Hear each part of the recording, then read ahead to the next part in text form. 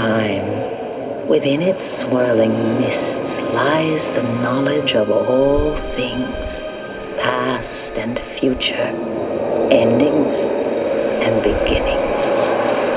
It is all here, hidden from view, waiting to be revealed to those who have eyes to see.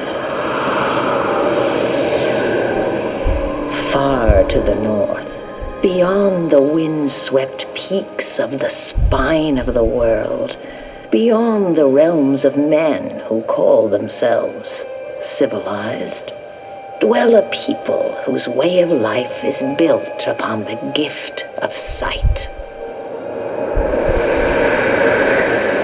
Among the tribes of the Uthgard, the visions of a shaman serve to guide his people through the fog of an uncertain future.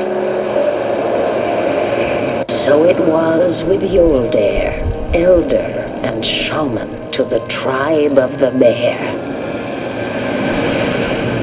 For it was his visions that foretold the return of a slain king, awakened from the halls of death by a spirit consumed by vengeance.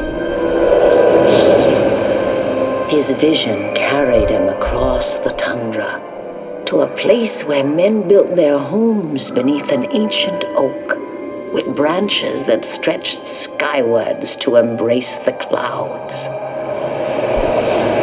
It is here that his vision showed him the faces of the strangers that would journey far across a sea of ice and snow. To the frozen north, these heroes would come, drawn into a twisted maze of shared destinies that would lead us all into the cold and terrible heart of winter.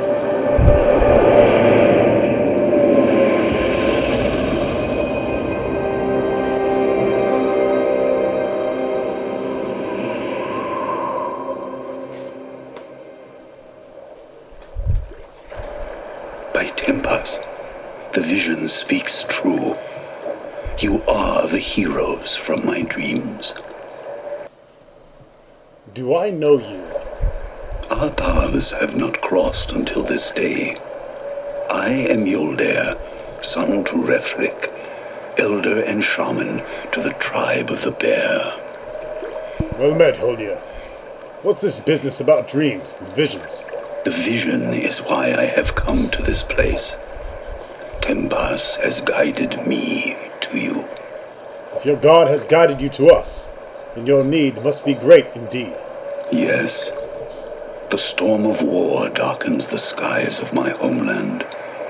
My people are gathering in numbers greater than any have seen for generations. A king, both new and old, has risen to lead the tribes against the 10 towns. Already, the first snows of winter bear the dark stains of spilt blood. Tell me more of this new and old king. Wolfdane is his name. He was a great warrior from an elder tribe who was slain in battle on the eve of last season. Now his body has returned from death's halls to lead my people once more as king.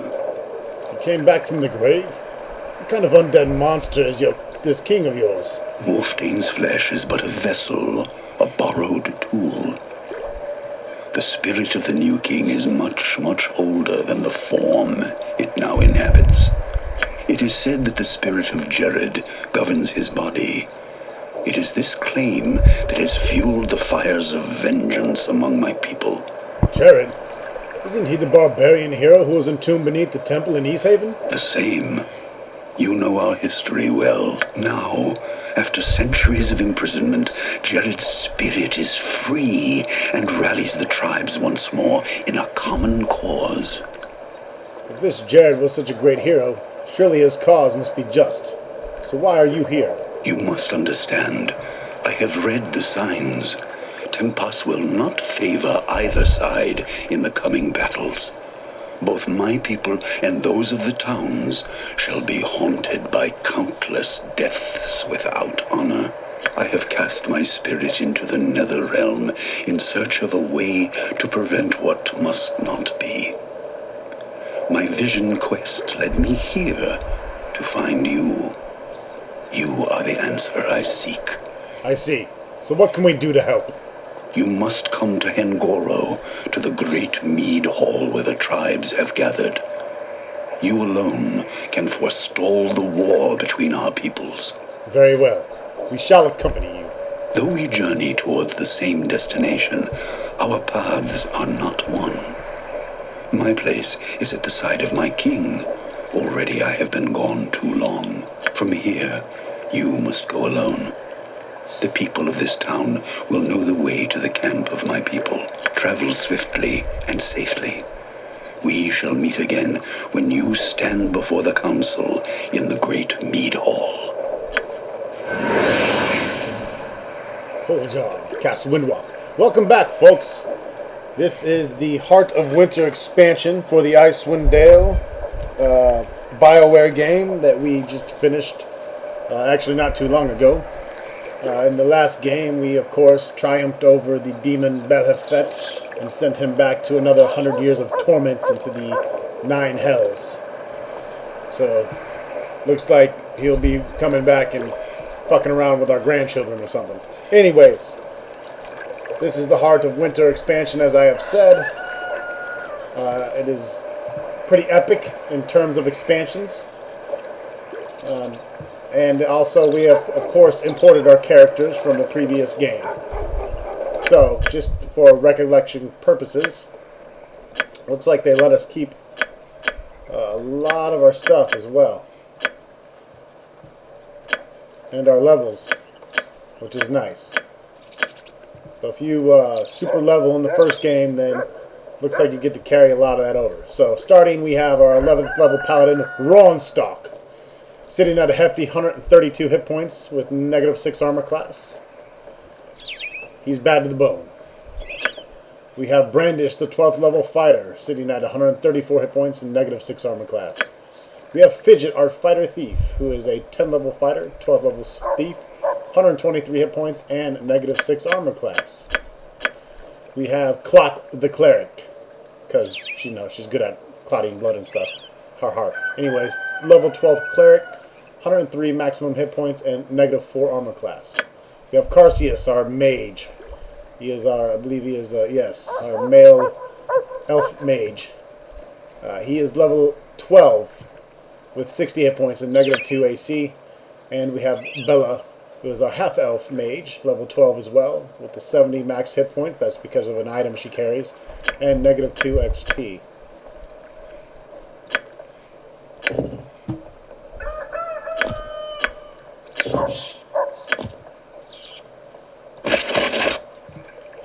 Alright, so anyways, I have some cleaning up to do here. Let's explore around a little bit and see what this town entails.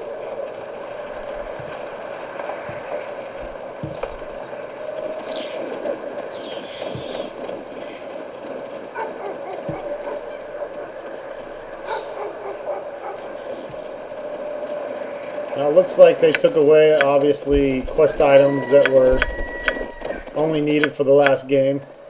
Those are gone. So now we're stuck with items that are of actual relevance here. Magic shielding 50. Okay. I'll pretend.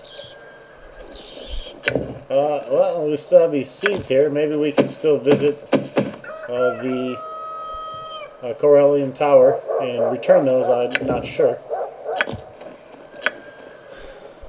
Yes. Oh, they took my boxes of potions. Oh, Jesus.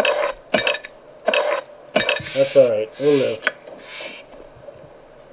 And of course we have all this other potions and junk and all kinds of crap here, which were all put into my inventory just because of the boss fight, which, as you saw, was a little troublesome to say the least.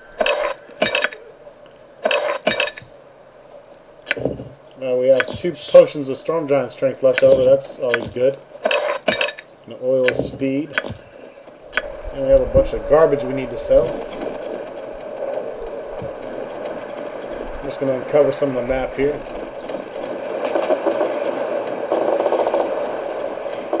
Let's talk to this character, Jamaliah. Hey, what do you want? Who are you? I'm Jamaliah Smithson. I work for the Coaster, the trading Coaster. What do you know about Lonelywood and the barbarian threat? Nothing. I don't have any information for you. I'm not from around here. Alright, Jamaliah. Well, Jamaliah your ass right out of here, because that's not very helpful.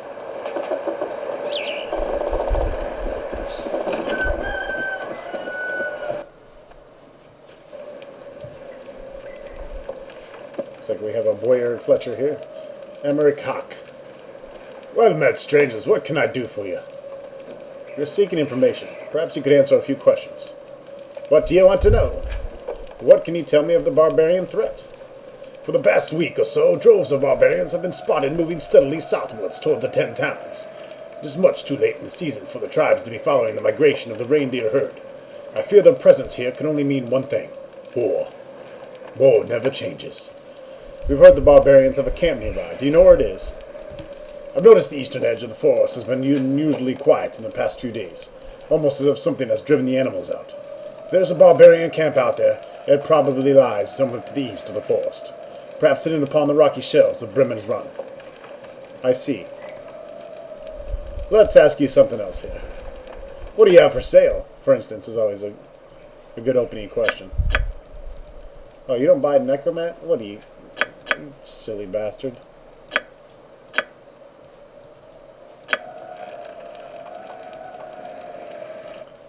What do you got here? Stormbow. Holy majoli! Did they steal my gold or what? I know I had more gold than that.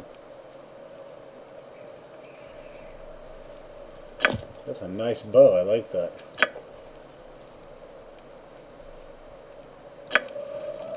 I'm pretty sure I got robbed.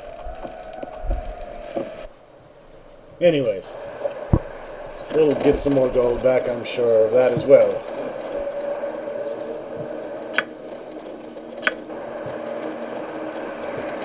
Let's see who lives here. We shall rudely intrude. Come on, we can't fit through the doorway like this. Jesus Christ, someone move aside.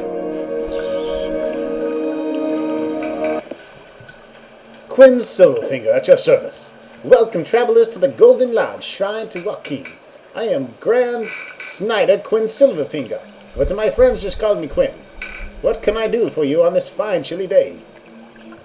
What do you know of Lonelywood and the barbarian threat?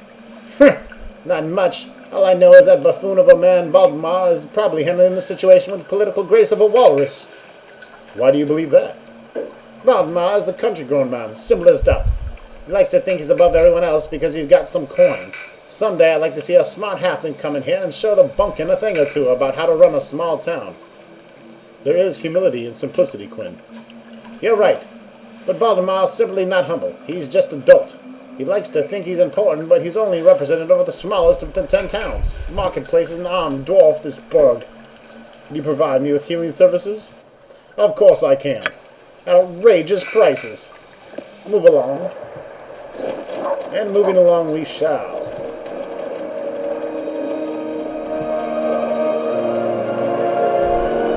Where is thy blacksmith? Are you in here, blacksmith? No, this looks like a tavern. Amber Dunn. Well now, aren't you a sight for tired eyes? A new face to Lonelywood, and such a handsome one too. What's your name? I'm Ronstock. Who the hell are you? Amber Dunn. Just Amber will do. How did you get here? Are you here with one of the caravans? I arrived only recently, and the journey was a difficult one. I've come here because of the barbarian threat. What? Threat? Ha! There's no threat. The worst that could happen in the Northmen could burn this wretched little town to the ground. Best thing that could happen in the place, if you ask me. You would be pleased if this town, your home, burned to the ground? Pleased, nay, blessed. For then there would be nothing trapping any of us here. Indeed. If the barbarians attacked, they would butcher everyone in this town, including your family. My family? We are already dead. Another death will not matter. Now enough of this talk of barbarians in this damn town. If you won't have a drink, then leave me to mine. I think I would care for some wine and whatever else comes with the wine. That could be arranged, stranger, provided when you leave Lonelywood, I travel with you. Are you willing to get away from your family in this town so much you would give your body to a stranger? I would sleep with the garrison if it meant warmer climes and escape from this frigid hell. Have you no shame, woman? What happened to drive you to such a state? My husband, that fool Tybalt, brought us here to the north, promising a bright new future. Now years have passed and he still labors in his shop.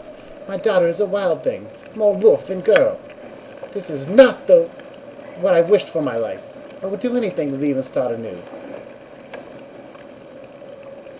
So you've decided to become every man's thing in hopes that they can promise you more? You are truly a fool to surrender yourself twice. You don't know what it's like. You have an honest husband that does honest work, a beautiful daughter, and a home far removed from the mess of the cities to the south, and you claim to suffer. You talk nonsense.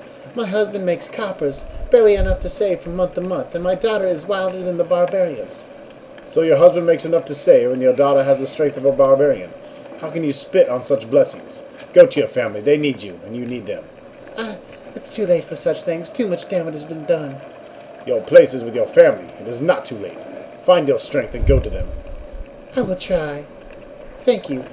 Here's 30,000 experience points for your troublesome conversation and female dialogue. Murdog.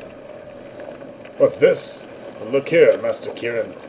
Seems Lady Timora has blessed your coffers this season after all. This hardy band of brave-looking souls will surely keep your kegs flowing well into the night. We haven't come to drink. We're here on an urgent quest to prevent a war with the barbarians in these parts. Ha ha! The stalwart tongue of courageous adventurers on quest for honor and glory. I was once like you, full of fire and spirit.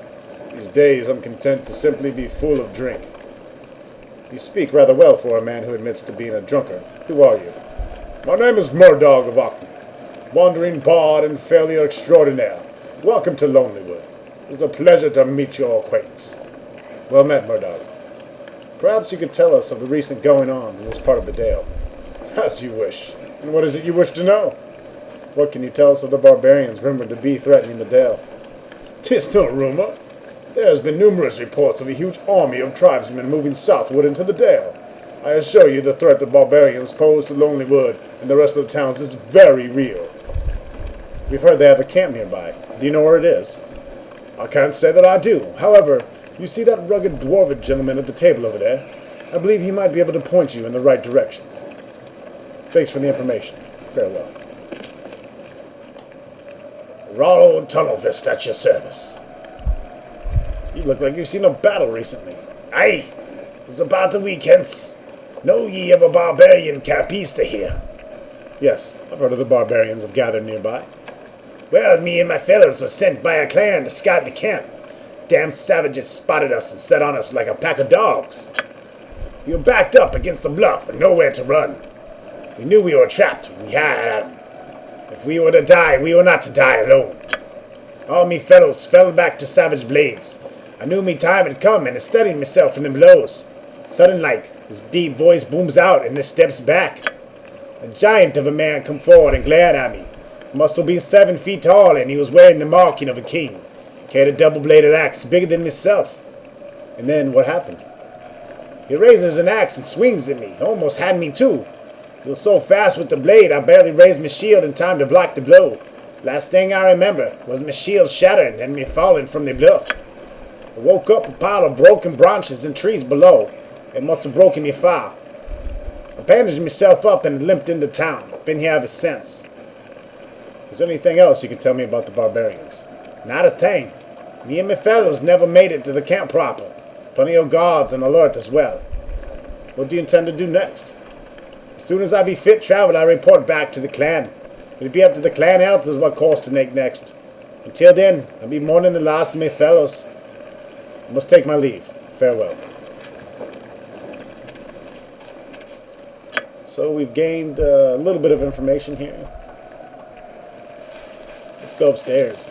search the dressers and drawers for shit. Oh, the animal heads.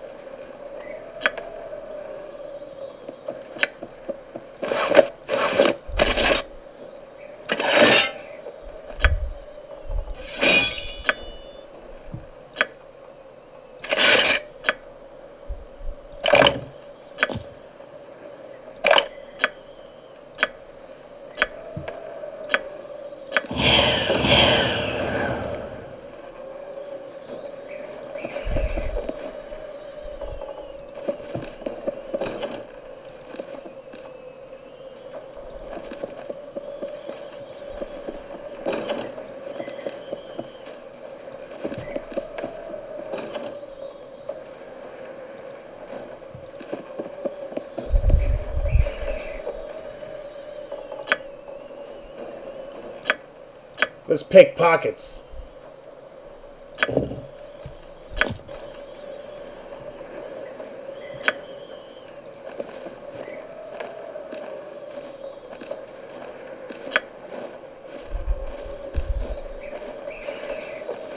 He's not very good at picking pockets. He has a better chance when they're awake.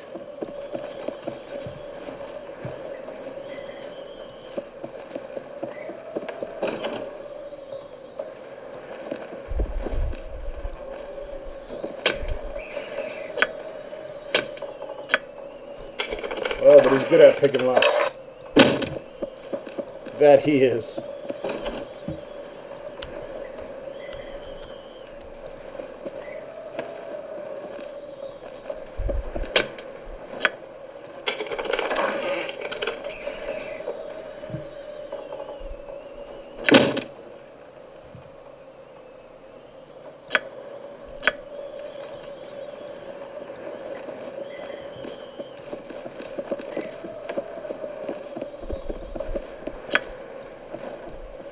I'll take this robe.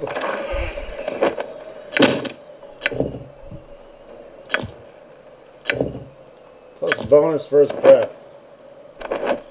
That's not worth shit.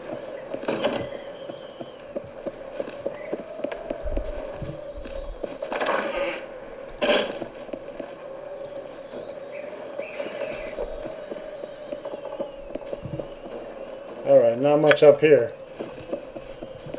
Maybe we get a lousy potion out of that?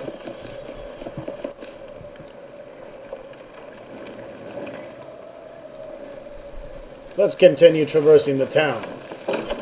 Seeing what else we can find. Uh-oh. Hold on. What is this?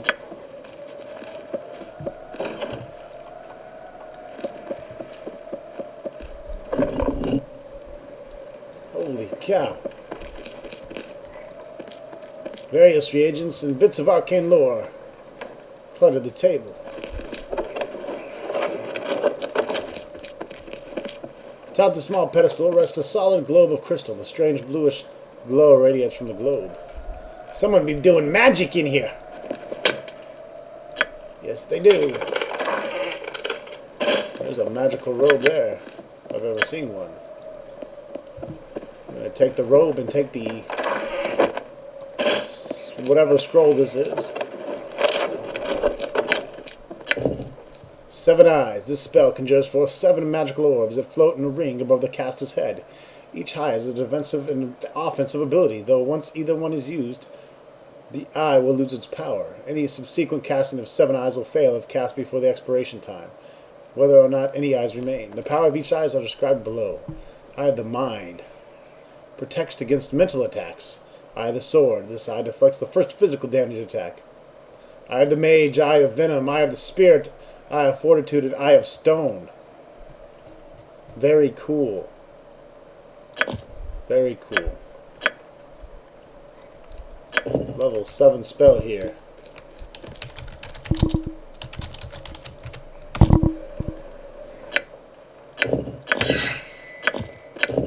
And a mage robe.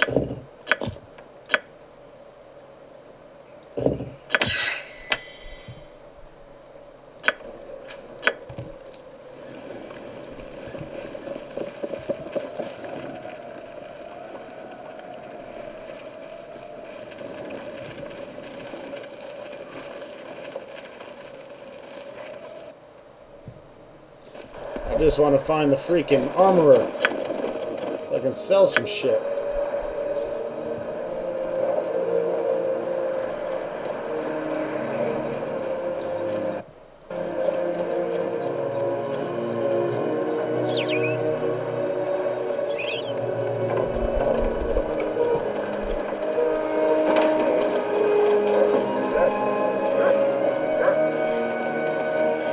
Wonder how the boys are doing. Digby. Think I had too much to drink last night. What am I saying? There's no such thing. Says my brothers. Hey, who are you anyways? Ronstock. Who are you? I'm Digby. I'm a trapper around these parts. Me and my brothers catch all sorts of burning and skin them and sell them. Of course, it's hard now lately that Emmerich's gone poking around. What do you know about Lonelywood and the barbarian threat? It's nice. All them barbarians send the animals this way. They run towards the lake and snap into the traps they go. Real nice. What do you know about Emmerich? Emmerich's nothing but a gutless crybaby who likes to poke his nose where it don't belong. He don't like us trapping in the woods. I think he likes animals a little too much, if you get my meaning. He's an animal pansy.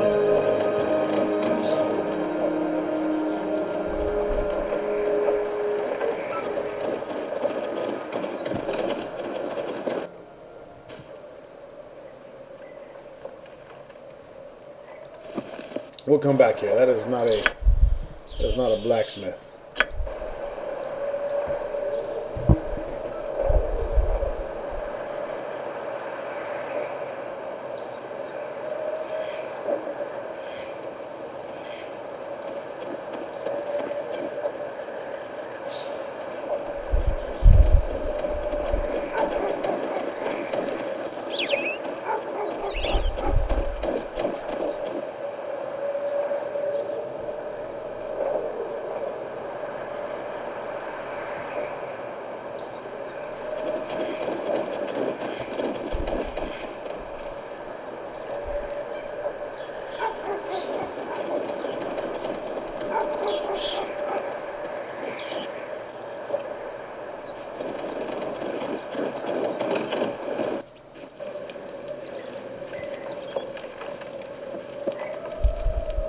Eyeball done.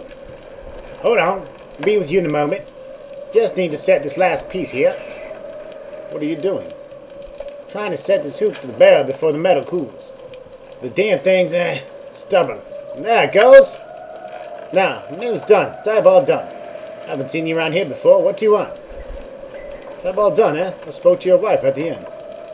My wife, yes, she said she's spoken to some newcomers in town. That must have been you. Don't know what you said to her, but, well, things should be different around here, I thank you. You're welcome. Can you tell me anything of the barbarian threat to Lonelywood? The barbarian threat, yes. Rumor has it they are preparing for war. The numbers are said to be great, much more than the 10 towns can hope for defeat. If they fall upon us, the battle shall be a short one. But enough about what they might be. If there's nothing else you need, I have work to do. I might need a supplies. What is this place? It's my shop. I'm a cooper. I make barrels. Why, you with one of the caravans? Because if you are, you have no business with me until I've traded words of gold. Baldemar. He's the one to speak to, not I. Who's Baldemar? Haven't heard of Baldemar? You're new here. Baldemar's Lonelywood's council representative. So?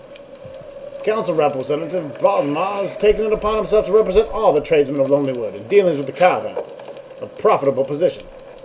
I still see no reason as to why Baldemar should have taken such a role. Reason? There's no reason to it. He loves gold as much as any man. He saw an opportunity and took it. Could you get out from Baldemar's influence? Strike out on your own? That would only serve to ruin me. A few contracts Baldemar tosses my way is all that keeps my family fed and the roof over our heads. The moment I raise my voice against Baldemar's generosity, he will see to it that I never see another caravan contract again. Surely he wouldn't just cast you out. There must be room for bargaining. No. Valdemar prefers to settle matters quickly and quietly. He finds bargaining tiring, and in truth, he is poor at it. But don't take my word. The other representatives of the 10 towns know it as well. What do you mean? When the towns heard of the trouble with the barbarians, they sent their own speaker to deal with the tribes rather than chance a war to Valdemar's diplomatic skills. Speaker from the 10 towns. When was this? Not long before your arrival. He was a tall man, a southerner like yourself, wearing fine clothes and a patch over one eye. He stayed with Baltimore for a few nights and then left. At first I thought he was a merchant, but he spoke to none other than tradesmen in the town, including myself. That would make sense. Can you tell me anything of the barbarian threat? Blah, blah, blah, blah, blah, blah, blah, blah, blah, blah. Alright, I don't think he buys weapons. In fact, I don't know if anyone in this town does.